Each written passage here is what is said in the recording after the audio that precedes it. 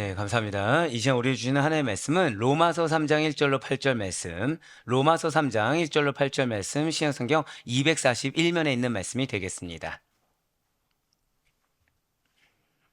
로마서 3장 1절로 8절 말씀, 신약성경 241면에 있는 말씀이 되겠습니다. 자, 우리 한 절씩 교독하신 후에 마지막 8절 말씀은 한 목소리로 합독하도록 하겠습니다. 제가 먼저 로마서 3장 1절 말씀 읽도록 하겠습니다. 그런즉 유대인이 나음이 무엇이며 할례 유익이 무엇이냐? 범사에 많으니 우선은 그들이 하나님의 말씀을 맡았음이니라. 어떤 자들이 믿지 아니하였으면 어찌하리요? 그 믿지 아니함이 하나님의 믿으심을 패하겠느냐? 그럴 수 없느니라. 사람은 다 거짓되되 오직 하나님은 참되시다 할지어다. 기록된 바 주께서 주의 말씀에 의롭다 함을 얻으시고 판단받으실 때에 이기되어 하심이라 함과 같으니라. 그러나 우리 불의가 하나님의 의를 드러나게 하면 무슨 말 하리요? 내가 사람의 말하는 대로 말하노니 진노를 내리신 하나님이 불의하시냐? 결코 그렇지 아니하리라. 만일 그리하면 하나님께서 어찌 세상을 심판하시리요? 그러나 나의 거짓말로 하나님의 참되심이 더 풍성하여 그의 영광이 되었다면 어찌 내가 죄인처럼 심판을 받으리요? 또는 그러면 선을 이루기 위하여 악을 행하자 하지 않겠느냐? 어떤 이들이 이렇게 비방하여 우리가 이런 말을 한다고 하니 그들은 정죄받는 것이 마땅하니라. 아멘. 할렐루야. 네, 주께서 너무 사랑하시는 우리 아대포교회 성도 여러분들을 주님의 이름으로 환영하고 축복합니다. 무엇보다 무더운 날씨에도 불구하고 늘 항상 우리를 시원케 하시는 성령의 담비 가운데, 그 성령의 임재하신 가운데 나오신 여러분들이 얼마나 귀하고 복된지 모르겠어요. 자, 우리 옆에 있는 분한테 이렇게 인사하시면 좀 좋으실 것 같습니다. 하나님께서 그런 당신을 너무 사랑하십니다.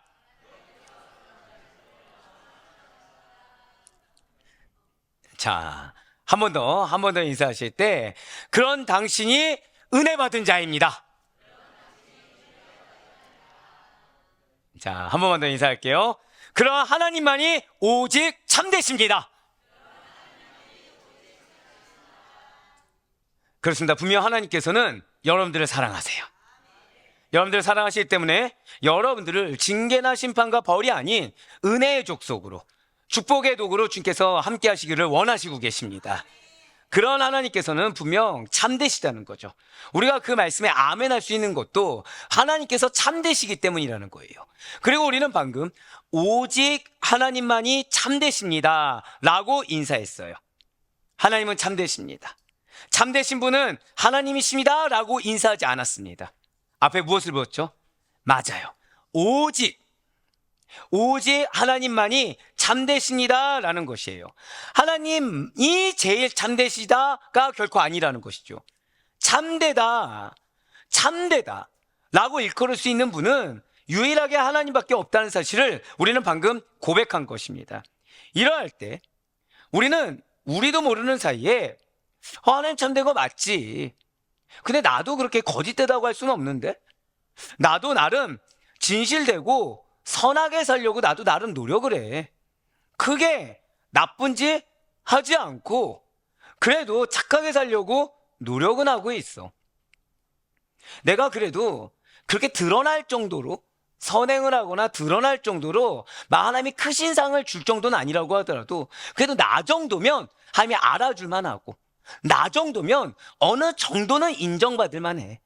그래도 나는 내 얼굴에서 시험이 들 정도는 아니라고 하더라도 내 얼굴과 언행에서 그래도 나의 진심이 느껴질 정도는 되고, 하나님이 내 속마음 정도는 알아줄 정도 돼. 이 정도면 그래도 나도 조금은 참되다, 조금은 진실되다고 말할 수 있지 않을까? 라는 생각이 들 수도 있다는 거죠.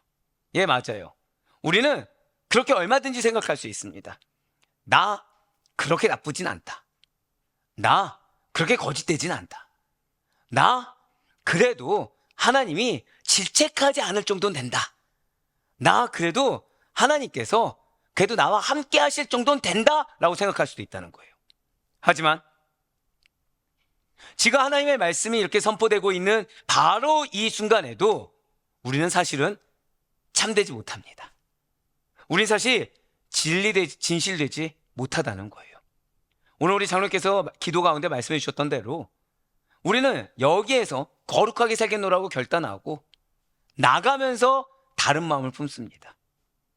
우리는 분명히 은혜로 충만하다가도 나가면서 허다한 갈등과 고민 가운데 또는 마음 가운데 분노나 마음 가운데 품지 말아야 될 부정적인 생각 가운데 놓이는 자들이 우리라는 거예요.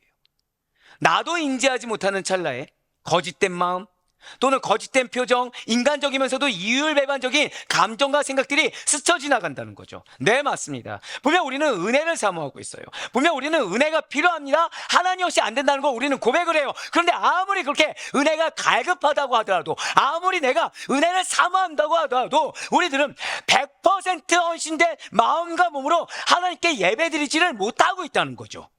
분명히 예배에 집중한다고 하면서도 조금의 시간만 흐르면 누군가 떠오릅니다. 문제가 떠오릅니다. 다른 마음이 품습니다. 집중력이 흐트러져요. 하나님이 내 눈앞에 있다는 걸 알면서도, 그 은혜 없이는 살 수 없다는 걸 알면서도 나도 모르게 내가 더 중요한 마음과 생각, 세상에 어떠한 해결될 마음과 생각이 순간적으로 솟구쳐 오르는 것이 우리라는 거죠. 완벽한 거룩함을 이루는 것 알고 있어요. 거룩해야 된다? 알고 있습니다. 그런데 그것은 사실상은 죽기 전까지 저 천성에 당도하기 전까지 불가능하다는 거예요. 그래서 성경이 우리의 마음이 거짓되다고 증거하는 겁니다. 그래서 성경이 우리의 마음이 심히 부패했다라고 증거하고 있다는 거예요. 진정으로 우리는 그래서 한번 고백하실까요? 나에게는 내 마음 때문에 은혜가 필요합니다. 바로 그거예요. 내 이 해결되지 않는 마음 때문에, 돈 때문에, 건강 때문에, 관계 때문에, 내 환경 때문에, 아니요. 사실은 가장 본질적으로 믿는 자에 합당하지 못한 내 마음 때문에, 믿는 자에 합당하지 못한 내 생각 때문에 우리에게는 은혜가 필요해요. 그것도 거짓되지 않는, 가식이 아닌, 외식이 아닌 참되신 하나님의 은혜가 필요하다는 거죠. 더불어서 그 은혜를 그대로 증거하는 삶을 살아낼 수 있도록 한 번 더 고백하실까요? 나에게는 말씀의 능력이 필요합니다. 말씀의 능력이 필요하다는 거예요. 진실의 말씀이 우리 삶 가운데 역사해야 됩니다. 말씀이 나를 정말 내 머리부터 내 마음, 내 끝까지 관통할 수 있어야 합니다. 그러한 우리들에게 지금 주님께서는 로마서 16마일 복음의 틀에 그 8번째 시간으로, 자, 우리 한번 고백해 보시겠습니다. 오직 하나님만이 참되시다. 네, 그렇습니다. 오직 하나님만이 참되시라는 제목의 로마서 3장 1절부터 8절까지의 말씀 통해 우리가 무엇이 필요하다고요? 참되신 하나님의 은혜가 필요한 우리들에게, 정말 그 은혜가 갈급한 우리들에게 의로움과 그 구원하심이 되신 예수 그리스도를 따라 참된 성도로 살아가기를, 그리하여 하나님만이 참되신만을 증거하기를 원하시고 계시다는 거예요. 이 세상에 사는 많은 사람들은 은혜가 필요하지만 은혜가 필요하다는 걸 모릅니다. 근데 우리는 은혜가 필요한 걸 알고 있어요. 그런데 참 아이러니한 것은 자신이 은혜가 필요하다는 것을 모르고 있는 그 이 세상에 사는 많은 사람들이 자신에 대해서 그건 뭐라고 생각하느냐? 크게 나쁘지도 않고 크게 악하지도 않다라고 생각한다는 거죠. 아니, 그래도 자신 정도면 나름 착한 축에 속한다, 나름 선한 쪽에 속한다라고 생각을 한다는 겁니다. 어느 정도껏 손해보지 않을 선에서 선을 행하며 살면 된다라고, 어떠한 좋은 활동이나 좋은 행동들, 좋은 선행 등을 하며 살면 된다라고 생각한다는 거예요. 누가요? 이 세상에 사는 많은 사람들이. 근데 참 놀라운 것은 이러한 사고방식은 그래도 교회를 다닌다는, 그래서 스스로를 나는 그리스도인이야, 나는 기독교인이야, 나는 교회를 다녀라고 정의하고 있는 이들에게서도 찾아볼 수가 있다라는 거죠. 머리로는 하나님만이 전부다. 머리로는 회색지대는 존재해서는 안 된다. 하나님은 우리에게 뜨거운 신앙, 절대적인 신앙을 요구한다. 그리고 나는 그렇게 가야 된다는 걸 우리는 다 알고 있습니다.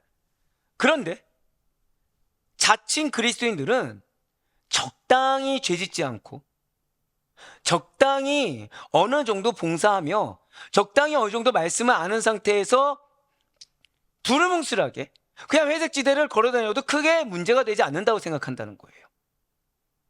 그냥 어느 정도 적당히 예배 드리면서 적당히 봉사도 하고 적당히 그냥 헌금도 드리면서 그냥 남들 눈치 안 볼 정도로만, 남들이 지탄하지 않을 정도로만, 그래도 어느 정도 남들에게 인정받을 정도만 해도 충분하다고 생각을 하고 지낸다는 거죠. 아이러니하게 머리는 무엇을 생각하면서요? 회색지대는 안 된다. 차갑지도 뜨겁지도 않은 신앙은 안 된다. 신앙은 반드시 하나님이 전부가 되어야 되고, 반드시 하나님이 우리 인생의 모든 것이 되어야 된다. 주권 하나님이 있다! 라고 고백하면서도 정작 나는 어떻게 생각한다고요? 어느 정도 것이면 된다. 광신도는 안 된다. 내가 손해보지 않을 선이어야 된다. 헌신하는 거 어느 정도 것이면 된다. 믿음 중요하지만 삶도 어느 정도 중요하다라고 생각한다는 거예요. 근데 그것이 크게 문제가 되지 않는다고 여긴다는 거죠. 왜입니까? 왜 머리로는 그렇게 알고 있는데 실제 그 삶을 머리와 아는 거와 정반대로 전혀 다르게 살아가면서 문제가 되지 않는다라고 인식하며 살아가는 것입니까? 그 이유는 굉장히 심플해요. 그 이유는 굉장히 명확합니다. 왜냐하면 구원이, 말로는 구원이 전부다, 천국이 중요하다, 이 땅 가운데 우리의 모든 삶은 하나님의 영광 위에 살아야 된다 라고 하면서 구원이 사실은 내 인생에서 그렇게 크게 중요한 위치에 놓여져 있지 않기 때문에 어느 정도 적당성이면 충분하다고 여기면서 그러한 삶을 증명하고 있다는 거죠.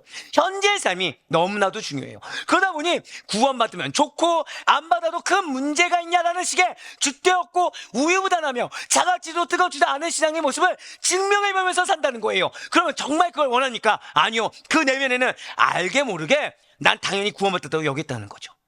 알게 모르게 하나님이 그래도 나 정도면 칭찬까지 몰라도 저 천국은 따로 당사자라고 여기고 있다는 거예요. 아니 그래도 나 정도면 내 이 정도의 인내, 내 이 정도의 믿음, 내 이 정도의 헌신, 내 이 정도의 어떠한 주 앞에 순종, 이 정도라고 한다면 응답받을 만하다고 생각하는 거예요. 이 정도면 괜찮다고 생각하는 거죠. 그렇습니다. 마치 구원이 별거냐, 뭘 그렇게 팍팍하고도 답답하게 따져가면서 마치 광신도처럼 살아가느냐. 믿음 중요하지. 근데 너의 인생을 벌어가면서까지 믿음이 중요하냐? 사실은 당장의 현실이 더 중요하지 않느냐라면서 세상과도 벗하고 마음에 찔림을 있으니까 성경도 적절히 보고 기도도 하는 척하면서 살아가는 이들에게 사실은 구원은 여전히 멀리 있다는 거예요. 물론 스스로가 그렇게 판단하고 생각하면 살 수는 있겠죠. 말로는 아니라고 하면서 사실은 내 삶의 방향성과 내가 걸어가고 있는 어떤 발자국의 발자취가 사실은 나의 구원이 멀어진 모습을 증명하며 살아갈 수는 있겠죠. 모른 척할 수 있어요. 계속해서 아닌 척할 수 있어요. 하지만 우리가 창조된 목적이 무엇입니까? 우리는 우리가 창조된 목적을 잊지 말아야 된다는 거예요. 창조된 목적이 무엇입니까? 인간의 제일 목적은, 그래서 제가 항상 묵도할 때마다 기도하는 게 있어요. 우리의 예배는 사람이 기뻐받는 예배가 아니라 하나님께서 기뻐받으신 예배가 되길 원합니다. 그걸 잊지 말아야 돼요. 인간이 창조된 제일 목적은 하나님을 영화롭게 하고 영원히 그분을 즐거워하는 것입니다. 모든 성도들은, 아니 사실은 세상에 있는 모든 자들은 우리의 창조 목적이 하나님을 영화롭게 하기 위함이다. 그리고 그분을 영원히 즐거워하는 것이다. 한번 고백하실까요? 나는 하나님으로 기쁩니다. 그것이 회복되어야 된다는 거예요. 그렇기 때문에 이 땅 가운데 살아가고 있는 모든 인생들은 스스로가 그렇게 생각하든지 스스로가 그렇게 생각하지 않든지 간에 타락 이후에 멀어진 하나님과의 관계를 반드시 회복해야 된다는 거죠. 그냥 나는 회복됐다라고 얘기하고 마는 것이 아니라 깊이 있는 인격적인 관계가 회복돼야 된다는 거예요. 살아계신 하나님을 경험하길 소망합니다. 정말 깊이 있는 하나님의 관계를 누리길 소망합니다. 주와 깊이 있는 관계만이 누릴 수 있는 그 은혜가 무엇인지 제대로 맛볼 수 있는 우리가 되길 간절히 소망해요. 구원받은 백성답게 인생의 목적을 이루며 살아가야 된다는 것이죠. 그렇습니다. 우리는 반드시 하나님과의 관계를 회복하는 삶을 살아야만 돼요. 여러분과 저에게 명하신 목적을, 그 사명을 이루며 살아가는 것이 마땅하다는 거죠. 그렇다면 맞아요, 우리에게는 사명이 있습니다. 하나님 우리에게 약속을 주셨어요. 그렇다면 그 사명 어떻게 이루어야 됩니까? 그 약속의 성취를 어떻게 이루어야 됩니까? 에덴 동산에서 선악과를 먹음으로 말미암아 타락의 길을 걷고 있는 인간이 다시금 하나님과 화해할 수 있는 비결, 그 창조의 목적을 이루어가면서 그 가운데 나에게 명하신 사명, 약속을 성취할 수 있는 비결이 과연 어디에 있단 말입니까? 이에 대해서 성경은 인간이 하나님과의 올바른 관계, 곧 천국에 이르는 길에 있어서, 은혜 받는 길에 있어서, 약속을 성취하는 길에 있어서, 말씀이 실천되는 길에 있어서 어떠한 행위나 도덕성만을 가지고는, 인간적인 어떠함을 가지고는 절대 도달할 수 없다고 말을 하고 있다는 거예요. 지금 우리가 몇 주째 주일마다 반복하고 있는 것이 무엇입니까? 저를 따라 고백하실게요. 이신득이. 그렇습니다. 의는 믿음으로 말미암아 하나님이 의롭다 칭함을 보여주시는 거. 바로 그런 이신득이를 통해 하나님께 의롭다고 인정을 받아야만 구원의 길로 나아가는 것이, 약속을 성취하는 것이, 말씀이 삶이 되는 것이 가능함을 증거하고 있다는 것입니다. 그렇다면 지금 사도 바울이 이 얘기를 누구에게 하고 있을까요? 유대인들에게 하고 있어요. 로마서를 통해 지금 먼저 말하고 있는 유대인들, 과연 이 유대인들의 상태는 어떠하단 말입니까? 진실로 이스라엘 선민 유대인들은 이방인들보다 먼저 구원의 길에 들어선 은혜의 수혜자들입니다. 분명 유대인들은 다른 어떠한 족속들보다 먼저 부름받아 깨어진 하나님과의 관계가 회복된 자들이에요. 그리하여 인간의 제일 창조 목적을 이루며 사는 것이 가능한 자들이 바로 유대인들이었다는 거죠. 그들은 알고 있습니다. 그들은 모르지 않아요. 자신들이 특권이 있다, 자신들 먼저 부름받았다, 자신들에게 율법을 먼저 주셨다, 다 알고 있어요. 그런데 안타깝게도 그들의 실상은 그러한 그들의 본질과 그들의 정체성, 그들의 말과 달라도 너무 달랐다는 거예요. 무엇이요? 그들의 삶이. 무엇이요? 그들의 실상이. 하나님을 영화롭게 해야 됩니다. 하나님만을 영원히 즐거워해야 됩니다. 그런데 그것이 그저 그들의 머릿속 구호와 입술의 웃조림에 지나지 않았다는 거예요. 말씀을, 복음을 먼저 받은 자에 합당하게 복음을 중심으로 복음의 대로 살아낼 책임을 회피하고 있었습니다. 그들의 입술에는 항상 핑계만이 가득했다는 거예요. 맞습니다. 그들은 먼저 받았기 때문에 그들은 증거했어야 됐습니다. 그들은 먼저 받았기 때문에 본이 됐어야 돼요. 하나님께서 로마 교회 안에 이방인과 유대인들을 한 군데, 한 공동체 안에 있게 하신 이유를 그들은 망각했습니다. 한번 고백해 보실까요? 우리의 가정을 하나님께서 이루셨습니다. 왜 이루셨을까요? 염대의 가정을 하나님께서 왜 지금 그 구성원으로 하나 되게 하셨습니까? 고백해 보실까요? 나의 가정은 하나님을 영화롭게 해야 합니다. 그래서 하나 되게 하셨어요. 그런데 여러분들과 달리 유대인들은 입술에 항상 핑계만이 가득했어요. 그래서 사도 바울은 할례 받은 유대이면 할례 받은 자답게 살아야 된다. 만약에 그렇지 못하면 너희가 그렇게 무시하는 이방인 무할례자와 무엇이 다르겠냐라고 질책했다는 거예요. 네, 맞습니다. 지금 사도 바울은 지금 유대인들을 꿰뚫어 보고 있어요.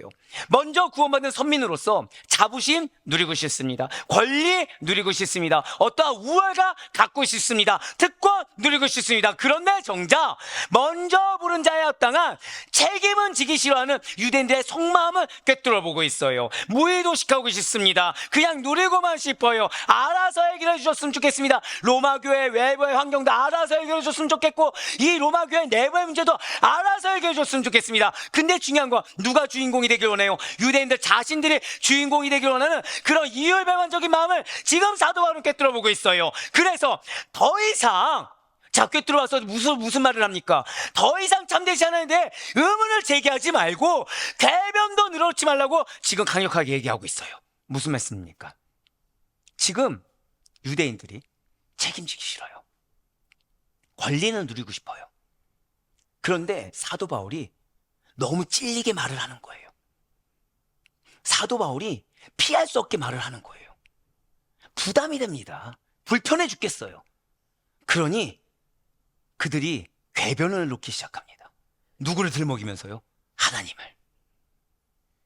누구에 대해서 의구심을 제기해요? 하나님에 대해서. 누가? 선민 이스라엘 백성들이. 율법을 소유했던 자들이, 하나님이 택한 백성이라는 자들이 사도 바울의 말에 찔림을 받아서, 사도 바울의 그 메시지에 불편함을 느껴서 누구에 대해 의문을 제기했다고요? 하나님에 대해 의문을 제기한 거예요. 하나님의 선리를 의심하는 거예요. 궤변을 늘어놓는 거예요. 누구를 위해? 고백해 보실까요? 나를 위해 하나님에 대해 의문을 제기하고 있습니다. 그게 오늘 본문이에요. 그게 오늘 본문이에요. 먼저 오늘 본문인 로마서 3장 1절과 2절 말씀 보도록 하시겠습니다. 그런즉 유대인의 나음이 무엇이며 할례의 유익이 무엇이냐? 범사에 많으니 우선은 그들이 하나님의 말씀을 맡았음이니라. 아멘. 지금 유대인들은 사도 바울에게 항변하고 있습니다. 뭐라고 항변할까요? 아니, 왜 책임을 강조하느냐? 내가 선민인데, 특권이 있는 자인데 왜 나에게 지금 책임을 강조하냐? 그러면 대체 유대인인 내가 저 이방인보다 나은 게 뭔지 한번 얘기해보라! 라고 질문한다는 거예요. 그래서 사도 바울은 유대인들이 이방인에 비해 나은 점이 무엇인지, 할례 받은 자의 유익이 무엇인지 묻는다면 뭐라고 답하겠다는 거예요? 범사에 너무 많다는 거예요. 일일이 나열할 수 없을 정도로 범사에 너무 많고, 가장 우선은 무엇입니까? 고백하실게요. 말씀을 먼저 맡았습니다. 사랑하는 성도 여러분들, 말씀이 여러분들에게 먼저 내려진 것에 대해서 감사할 수 있는 우리가 되길 간절히 소망합니다. 고백하실게요. 말씀은 특권입니다. 말씀은 은혜입니다. 말씀을 먼저 들을 수 있는 거, 약속을 먼저 받는 거, 말씀의 찔림을 받을 수 있는 거, 말씀의 부담감을 느낄 수 있는 거, 말씀이 불편하기까지 할 수 있는 거조차도 특권이라는 거예요. 예, 맞습니다. 유대인들이 하나님의 말씀을 맡았다라는 것은 특권 중에 특권입니다. 은혜 중에 은혜예요. 다른 누가 받을 수가 없는 것입니다. 누군가는 쓴 메시지를 듣고 싶어도 쓴 메시지를 들을 권한을 주지 않았어요. 누군가는 질책어린 말을 듣고 싶어도 질책어린 말을 들을 수 있게 하는 게 허락하지 않으셨다는 거예요. 하지만 유대인들에게는 먼저 허락하셨다는 것입니다. 그렇다면 지금 이 유대인들이 이방인들보다 무언가 더 우월해서, 무언가 더 특별해서 말씀을 맡은 것입니까? 그것이 결코 아니라는 거죠. 한번 고백해 보실까요? 은혜로 위임받았습니다. 자, 방금 전에 제가 뭐라고 같이 읽겠나요? 은혜로 위임받았어요. 이거를 원어로 보시잖아요. 하나님의 말씀을 맡았다를 보시면 위임받았다는 겁니다. 근데 이 위임받았다에는 놀랍게 두 가지 속성이 있어요.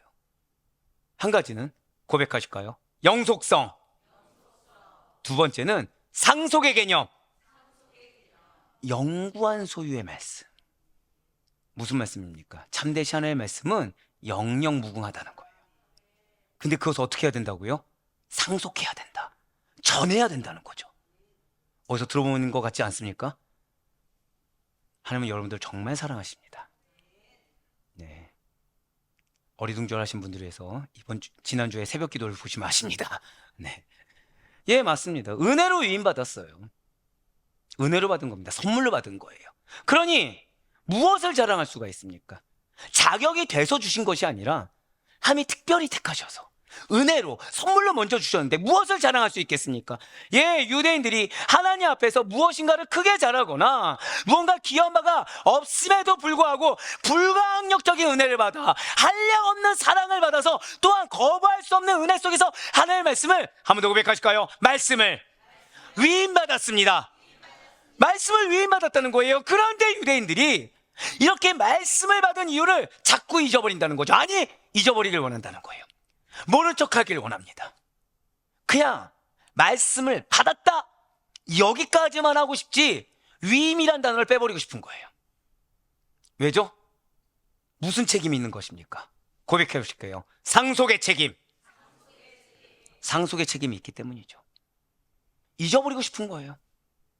특권은 누리고 싶습니다. 근데 전달하기 싫은 거예요. 은혜로 받은 것이 아니라 무엇을 그러면서 주장합니까? 받을 만한 자격이 있어서 받은 거라고 착각하는 겁니다. 내가 이 정도 혈통이면 받을 만하지. 내가 이 정도까지 열심으로 섬기면 받을 만하지.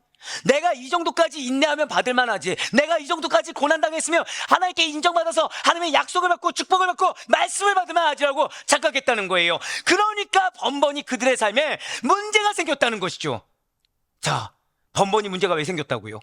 착각했을 때 생깁니다. 누구에 대해서요? 나에 대해서 착각했을 때 우리 삶에 문제가 생깁니다. 그걸 유대인들이 증명했어요. 자신을 너무 높이 평가합니다. 하나님의 뭐라고 보실지에 대해서 자신 스스로 그냥 결정 지어버렸어요.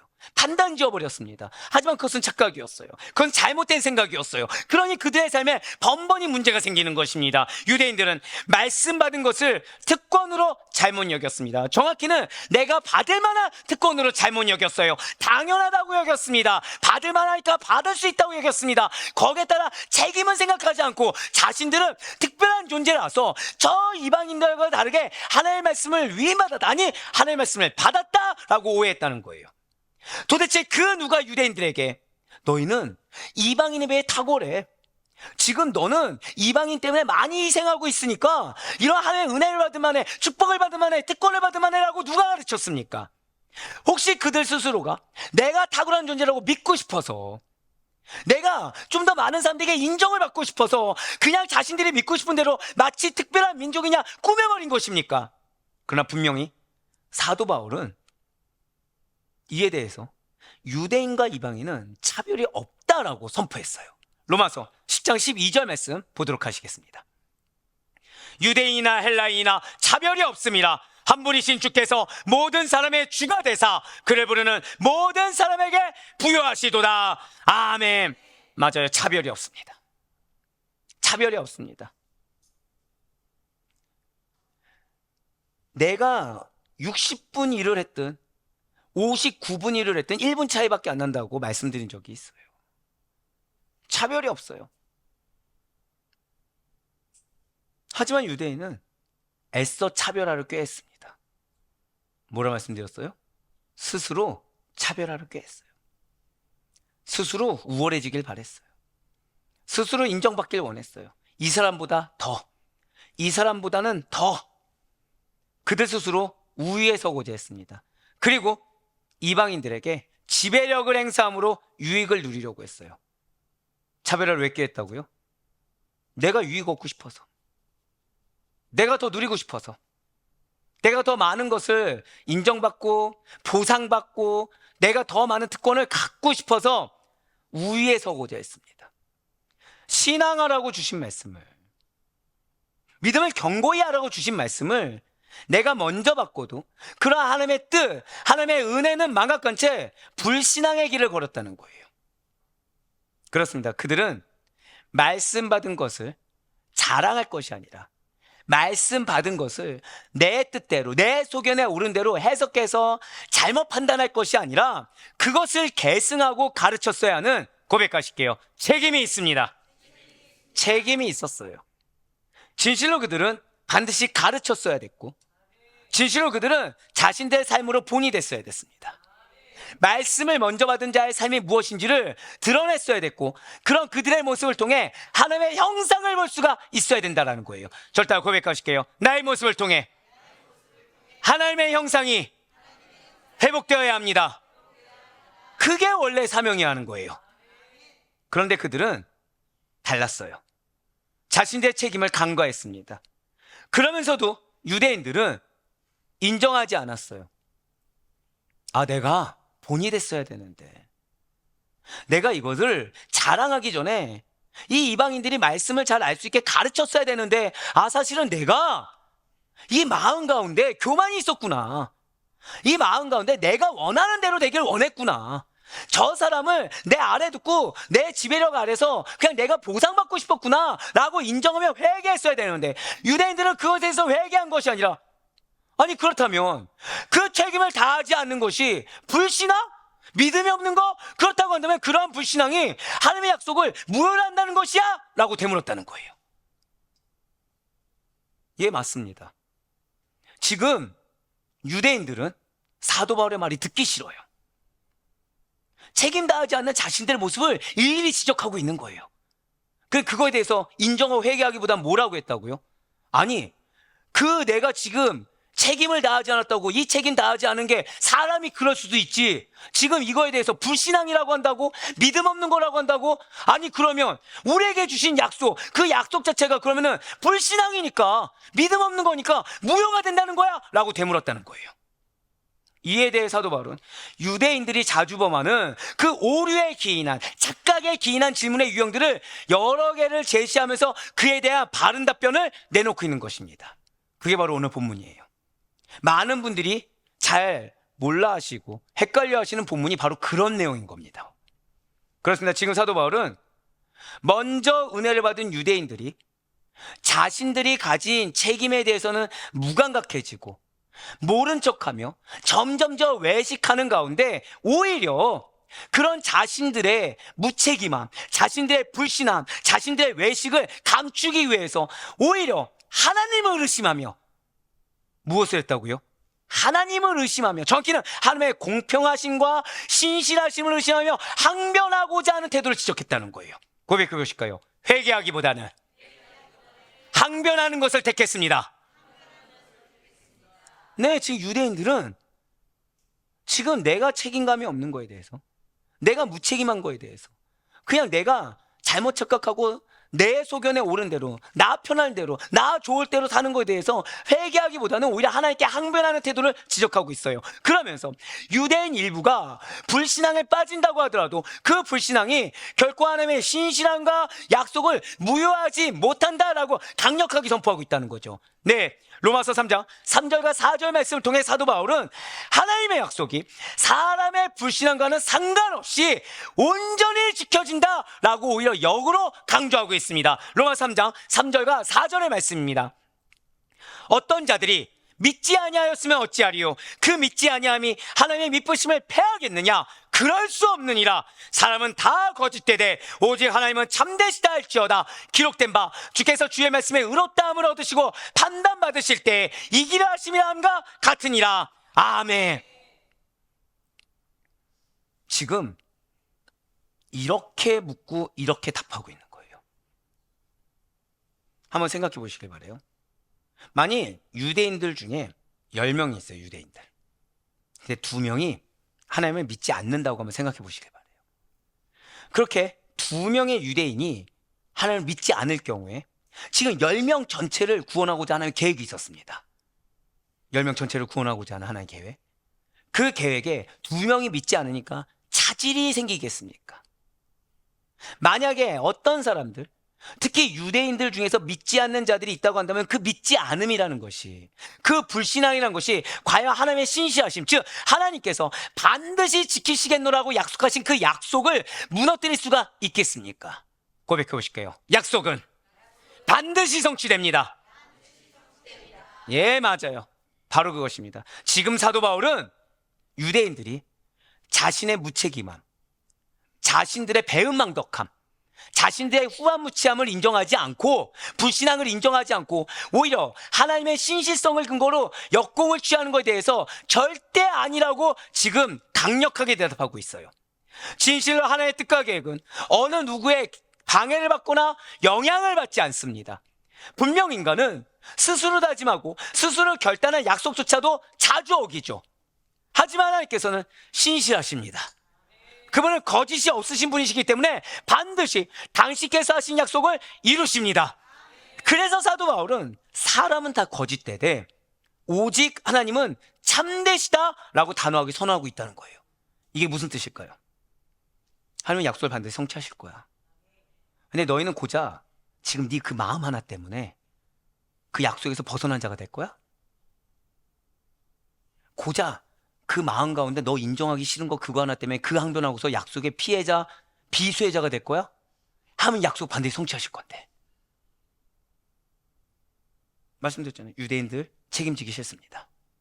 근데 인정하고 싶어요? 인정하기 싫어요? 인정하기 싫습니다. 그러다 보니까 항변을 어디까지 했어요? 하나님의 섭리까지 항변했습니다. 근데 사도 바울 뭐라 얘기했다고요? 하나님은 반드시 약속을 성취할 건데 너는 고작 그 인정하기 싫어하는 그 마음 하나 때문에 그 약속에서 벗어난 자가 될 거야? 라고 얘기하고 있는 거예요. 인간의 약함과 불완전함을 뛰어넘어 하나님만이 진실을, 당신의 약속을, 진리를 끝까지 지키시는 분이라는 사실을 강조하고 있다는 거예요. 네, 맞습니다. 우리는 이 사실을 기억해야 돼요. 분명 우리에게 하나님께서는 약속을 주셨습니다. 그 약속은 반드시 이루십니다. 누가 이루십니까? 하나님께서 반드시 이루십니다. 분명 사람은 누구나가 다 거짓되고 누구나가 다 불완전해요.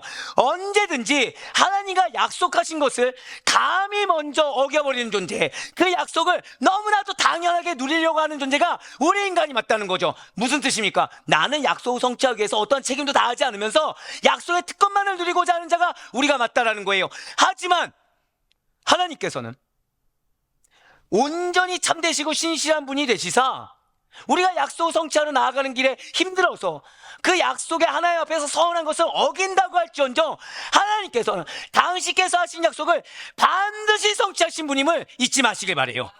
그래야 포기하지 않을 수 있습니다. 옆에 있는 분한테 이렇게 인사하실게요. 우리 절대 포기하지 맙시다.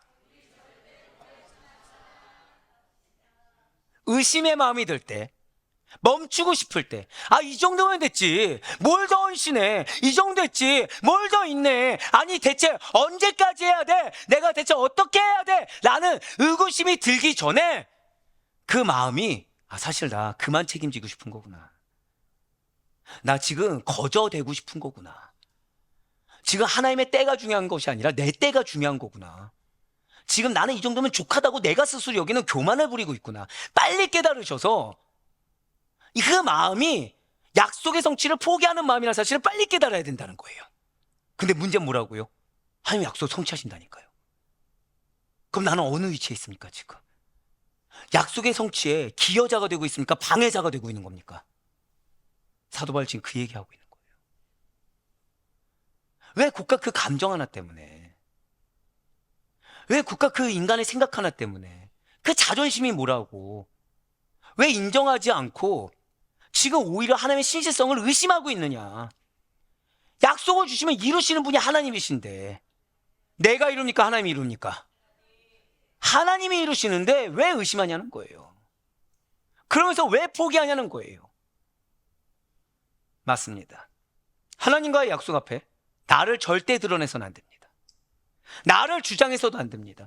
단 1%의 공로도 나의 어떠함이 주장되어서는 안 됩니다. 하나님께서 이루어주신 것이기 때문에 우리는 그분의 말씀을 절대 신뢰함으로 우리 고백해 보실까요? 아멘! 그렇게 따를 뿐이지 안 되는 이유를 대면서 항변하는 모습으로 보여져서는 안 된다는 거예요. 아니 나는 항변한 적이 없는데요. 아니요, 이미 내 입술에 핑계를 댄 이상, 내 입술에 타협을 댄 이상 그것은 항변하는 입술이 돼요. 약속의 성취의 수혜자가 아니라 피해자나 비수혜자로 내가 그 길을 선택해버린 것이 되고 만다는 것입니다. 그렇습니다. 진실로 하나님께서는 약속하셨고 그에 따른 가장 선하고 합당한 계획을 갖고 계십니다. 만일 유대인들 가운데 하나님을 잘 믿지 못하고 불순종하는 자들이 있다고 하더라도 하나님께서 유대인 전부를, 아니 온 인류를 구원하시려는 계획에는 아무런 자질을 믿지 않는다는 거예요. 특히나 사도 바울은 시편 51편 4절 말씀을 인용해서 하나님의 신실하심에 대해서 또 이렇게 증거하고 있습니다. 내가 주께만 범죄하여 주의 목전에 악을 행하였사오나 주께서 말씀하실 때 의로우시다 하고 주께서 심판하실 때 순전하시다 하리이다. 아멘. 왜 사도 바울은 이 시편 51편 4절 말씀을 인용한 것입니까? 다윗이 아시다시피 바세바를 간음했어요. 죄를 지었을 때 그 죄가 하나님의 의로움과 순전하심을 손상시키지 못한다는 거예요. 이 말씀이 뭐라고요? 다윗 자신은 죄를 지은 게 맞아요. 하지만 그 죄가 하나님의 의로우심, 하나님의 순전하심을 손상시키지 못하기 때문에 다윗이 할 것은 무엇입니까? 고백하실까요? 오직 회개. 오직 회개밖에 없는 거예요. 하나님의 믿음으로 오직 회개하고 하나님의 방향으로 돌이키는 것밖에 없다는 거죠. 오히려 하나님께서 인간의 죄에 대해서 모든 심판과 모든 판단하는 자리에서 하나님의 의로우심과 공의로우심이 더욱 분명하게 드러나게 될 것이라는 사실입니다. 그렇습니다. 인간이, 좀 더 쉽게 말씀드리면, 아무리 불완전하고 아무리 거짓을 말하고 아무리 외식으로 감춘다고 하더라도 하나님께서는 항상 참되신 분으로서 절대 속지 아니하시고 공평하고 신실하게 약속을, 당신의 의를 반드시 이루십니다. 분명 우리들은 주변 사람들 또는 나를 둘러싼 환경들, 심지어는 나 스스로에게조차 실망할 때가 많아요. 내가 이거밖에 안 되나? 내가 이 정도 가지고 흔들리는 존재인가? 내가 작심삼일도 이렇게 안 되나? 저 사람은 왜 내가 지금 은혜 받았는데 지금 왜 저런 공격을 하지? 근데 목사님은 왜 저런 사람을 품으라는 거야? 왜 저 사람 손을 붙잡고서 격려하고 사랑하고 위로하라는 거야? 왜 하나님은 내가 지금 이 정도까지 기도하고 이 정도까지 참았는데 왜 내 환경은 여기까지인 거야? 우리는 실망할 때가 참 많아요. 하지만 하나님께서는 잊지 마시길 바래요. 그런 인간의 연약함과 실수를 넘어서서 언제나 우리가 유일하게 신뢰할 수 있는 분이라는 사실을 절대 잊지 마시길 바랍니다. 나를 신뢰해서는 안 됩니다. 사람을 신뢰해서도 안 되고 환경을 신뢰해서도 안 돼요. 인간 개인의 시간대를 신뢰해서도 안 되고 인간 생각의 그 계획을 신뢰해서도 안 됩니다. 우리가 신뢰할 것은 오직 하나님, 참되신 하나님밖에 없어요. 그분의 성취하심에 대해 의심치 않고 신뢰하며 나아갈 수 있는 여러분과 제가 되길 간절히 소망합니다. 이제 사도 바울은 여기서 끝나면 참 좋겠는데 또 다른 예상 질문에 대해서 말을 하고 있다는 거예요. 네, 맞습니다. 지금 유대인들은 또 인정하기 싫어요. 지금 사도 바울은 유대인들에게 그럼 넌 약속의 피해자가 돼, 너는 유기당한 자가 돼, 이 얘기입니까? 아니면 빨리 돌이키라는 얘기입니까? 빨리 돌이키라는 얘기죠. 그랬더니 이제는 하나님의 심판과 관련해서 늘어놓은 유대인들의 궤변을 또 제시하고 있다는 거예요. 무슨 말씀입니까? 오늘 본문인 로마서 3장 5절 말씀 보도록 하실게요. 그러나 우리 불의가 하나님의 의를 드러나게 하면 무슨 말 하리요? 내가 사람의 말하는 대로 말하노니 진노를 내리신 하나님이 불의하시냐? 아멘. 지금 여기에서 사도 바울은 매우 중요한 질문 하나를 이제 꺼내게 됩니다. 지금 이제 유대인들이 어떤 사람이 따지는 거예요. 이게 무슨 말씀이냐면, 아, 그래? 그러면 하나님의 약속을 성취하신다는 거네. 약속을 성취하시고 하나님이 의롭게 우리를 판단하신다는 거네.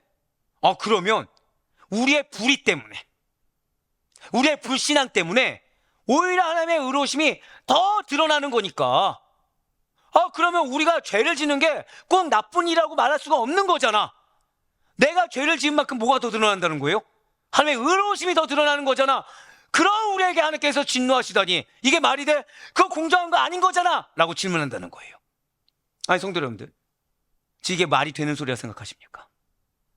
그런데 실제로 이 말은 당시 유대인들이 바울의 복음에 대해서, 그리고 바울이 지금 자신들의 마음을 찔리는 그 메시지와 피할 길 없는 복음을 제시한 거에 대해서 반대하면서 꺼내들었던 말꼬리 잡는 궤변인 것입니다.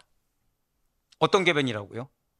지금 유대인들이 자신들의 불의함, 자신들의 불순종, 자신들의 악함이 하나님의 공의를 더 선명하게 보여준다고 한다면 결국에는 내가 불순종하는 것이, 내가 악하게 행동한 것이, 나의 불의함이 결과적으로 하나님께 영광이 되지 않겠냐는 거예요. 왜요? 하나님의 공의가 더 잘 드러났으니까. 하나님의 신실하심이 잘 드러났으니까. 결국 그러면 나는, 나의 불순종은 지금 칭찬받을 거라는 겁니까? 질책받을 거라는 겁니까? 더 잘 드러났으니까 내 불순종까지 칭찬하셔야 되는 거 아니냐는 거예요. 그렇기 때문에 나는 지금 심판받는 존재가 아니고 칭찬받을 존재. 나의 어떤 마음이요? 나의 불순종함이, 나의 죄 짓는 것이, 심판받는 것이 부당한 일이라는 거죠. 이에 대해서 사도 바울은 아주 단호하게 선을 긋고 있습니다. 결코 그렇지 아니하리라. 그러면서 만일 그러하면, 너희들 말대로라고 하면 하나님이 어떻게 이 세상을 심판하시겠냐라는 거죠. 이 말씀이 왜 중요합니까? 진실 하나님께서는 이 세상에 의로운 재판장이 되십니다. 지금 이 순간도 우리의 모든 것을 감찰하시사 결산하실 수 있는 유일한 분이 하나님이십니다.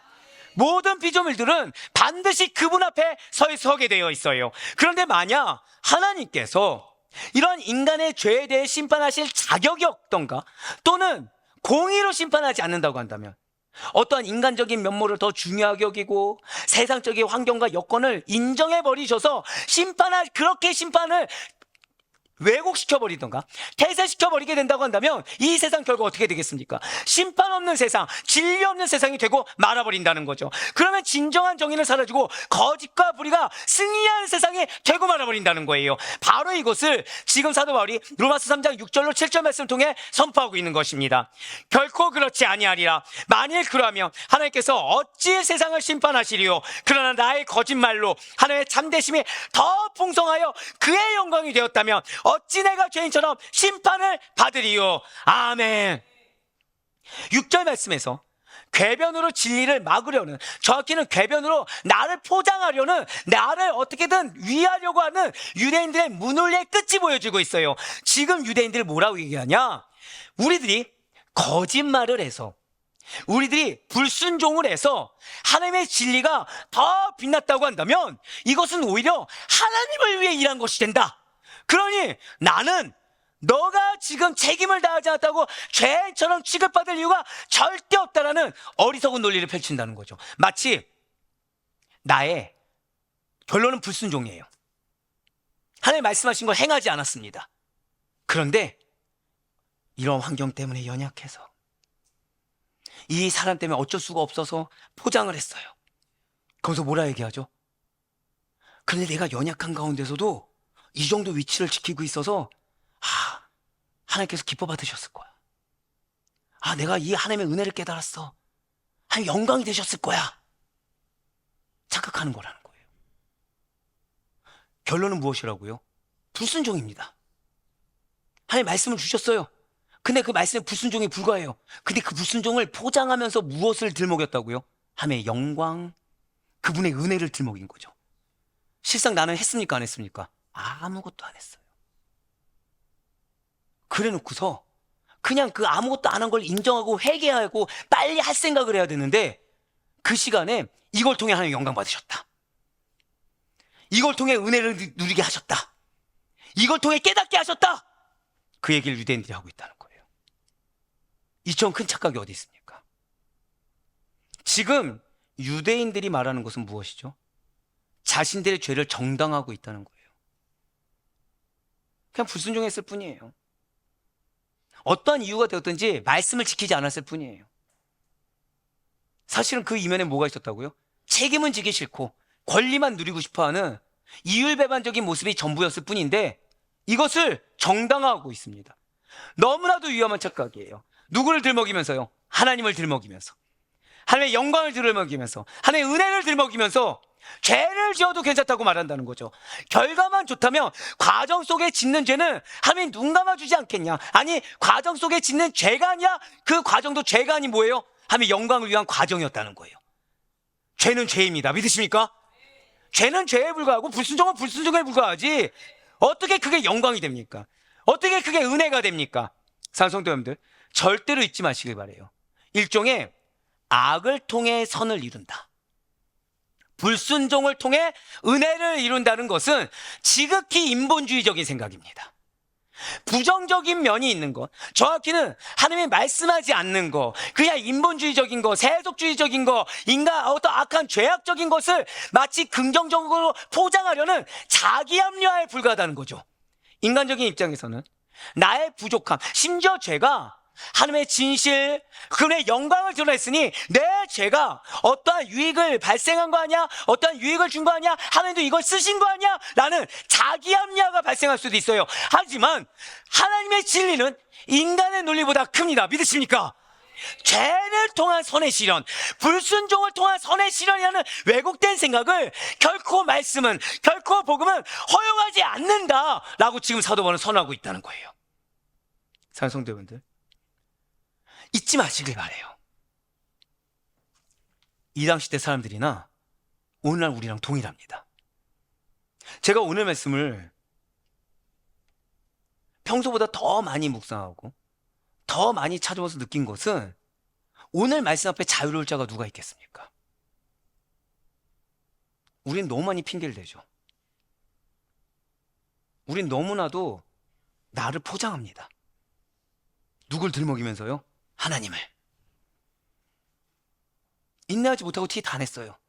하나님의 영광을 위해 참았다고 얘기해요. 결국 행하지 않았어요. 인내했다고 표장을 해요. 그러면서 하나님께 영광이 됐다는 거예요. 은혜의 도구가 됐다는 거예요. 나는 무엇을 했는데? 불순종했을 뿐이에요. 하나님의 영역을 침범했을 뿐이에요.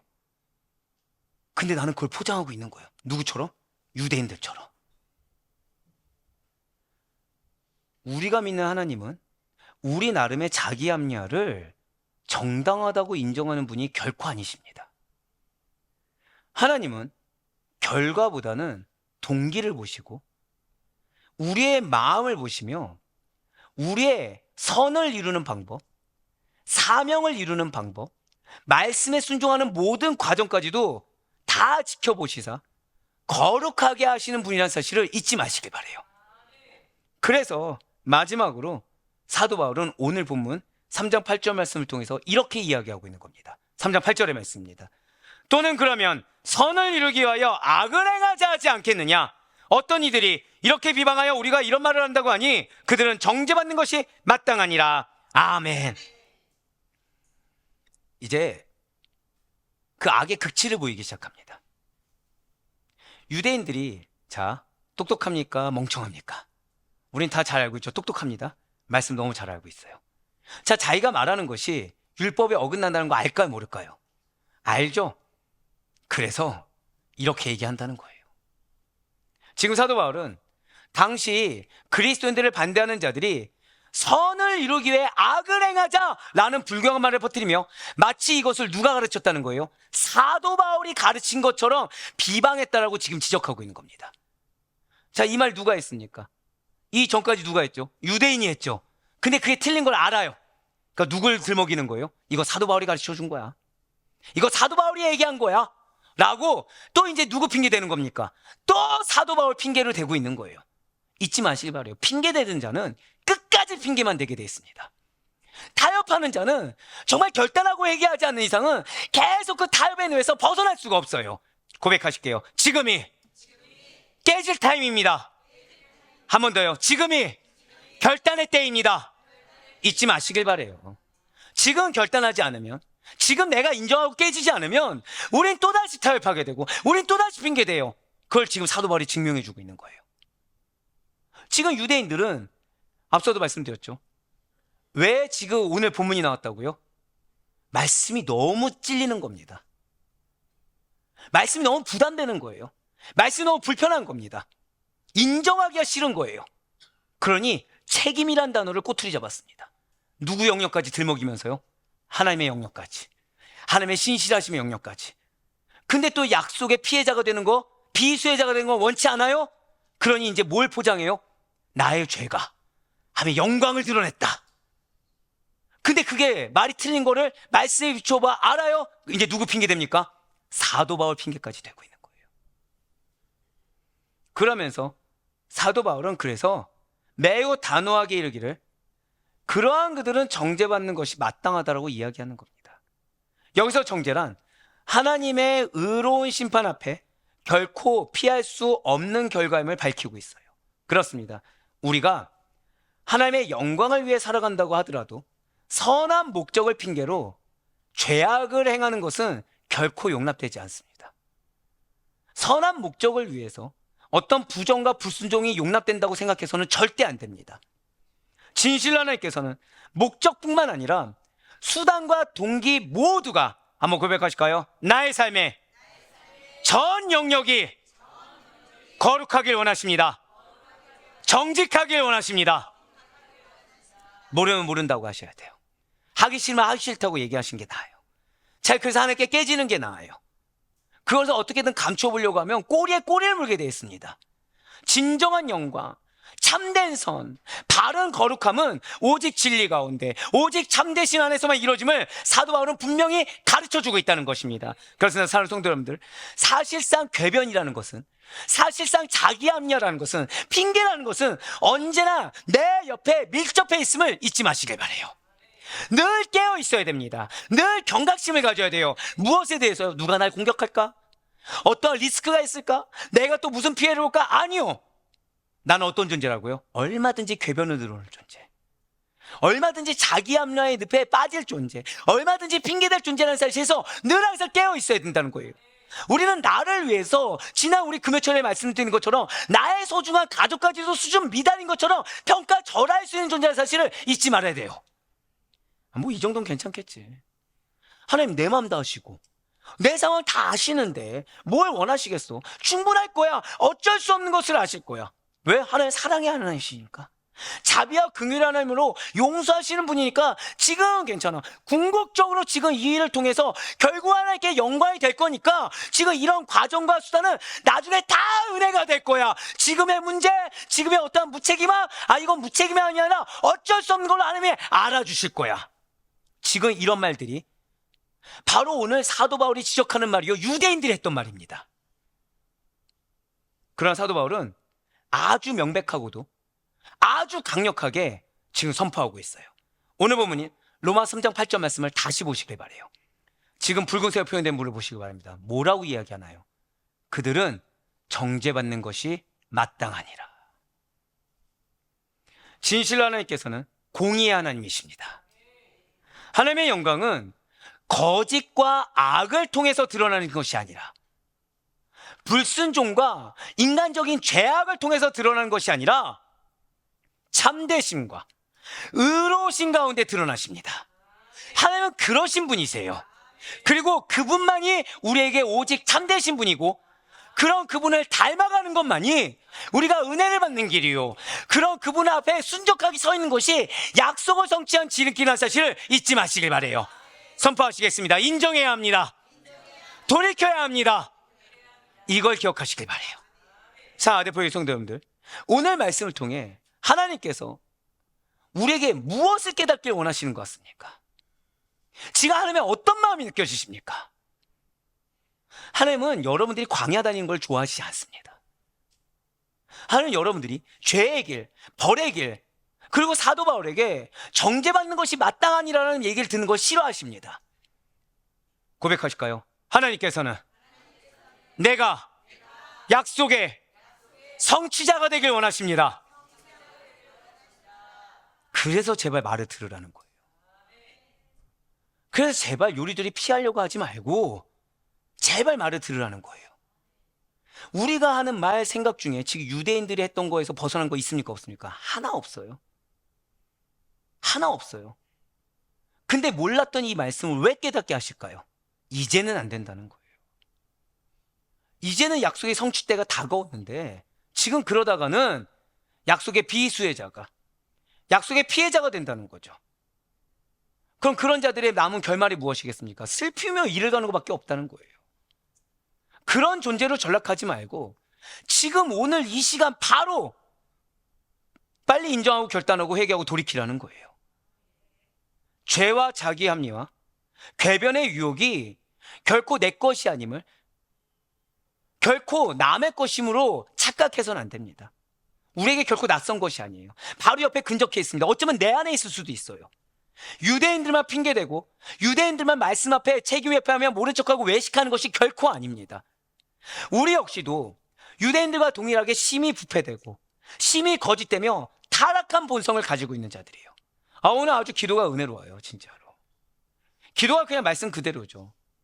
은혜 받고서 돌아서서 뭐하고 있다고요? 이율배반적인 모습을 보여주고 있다는 거예요. 우리의 나약함, 우리의 변명, 그러면서도 가끔은 사람들 앞에 인정받고자 하고 사람들 앞에서 의로운 척 포장하고 싶은 마음까지도 하나님의 눈앞에서는 아무 소용이 없음을 잊지 말아야 됩니다. 이걸 깨닫고 하나님 앞에서 발가벗겨진 마음으로 처절한 통에 자복하는 자가 축복된 자예요. 왜요? 그러한 눈물, 흘린 눈물 빈자리를 하나님 뭘로 채우시겠습니까? 그 자리가 은혜로 채워지는 거예요.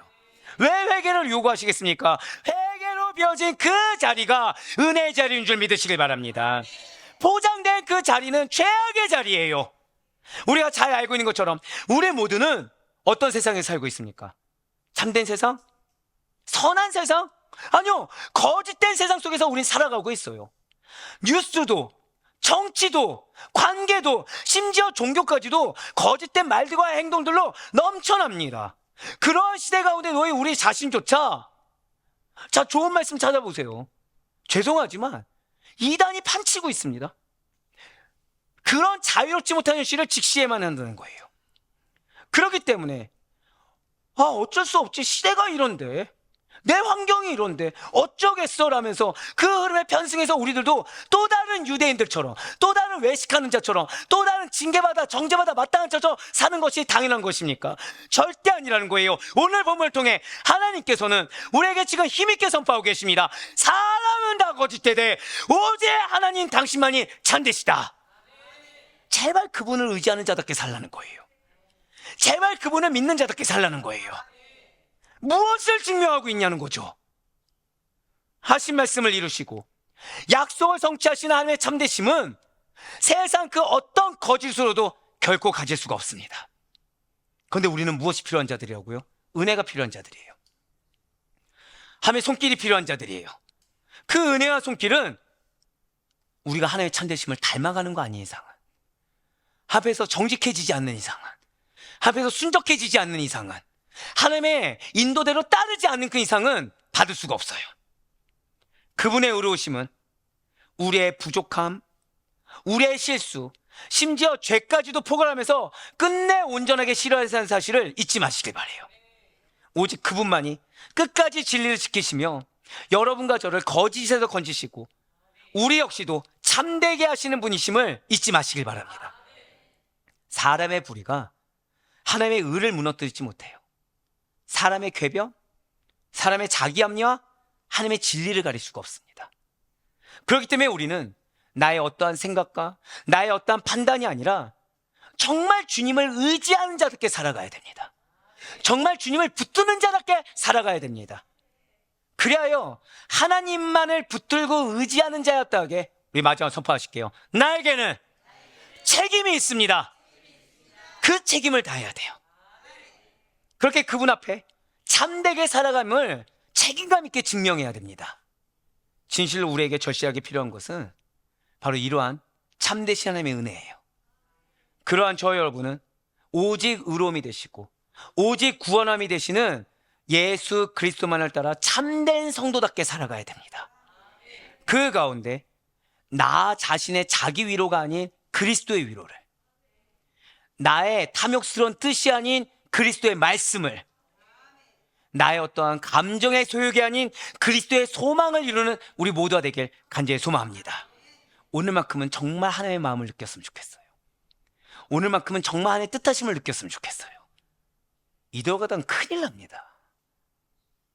옆에 있는 사람의 성취함을 보고 내 삶은 이 유대인들처럼 계속 문제만 발생하는 걸 보고서 나는 그럴만하다고 받아들일 자가 누가 있겠습니까? 왜 말씀하시겠습니까? 오늘이 때라서 그래요. 오늘이 때이기 때문에 그런 겁니다. 그러니 정말 바라옵거나 없기는 지금 말씀을 허락받은 자에 합당하게, 사명을 받은 자에 합당하게 우리의 모든 것을 통해서 더 이상 궤변을 이루는 자로서가 아니라, 자기 합리화에 쌓인 자로서가 아니라, 핑계 뒤에 숨는 자가 아니라 하나님의 참되심을 허락받은 자에 합당하게 증거하며 나아갈 수 있는 여러분과 제가 될 수 있길, 그리하여 모든 것을 하시는 하나님만이 줄 수 있는 그 은혜와 축복을 누리며 살아가는 우리 모두가 될 수 있기를 주님의 이름으로 간절히 축원합니다.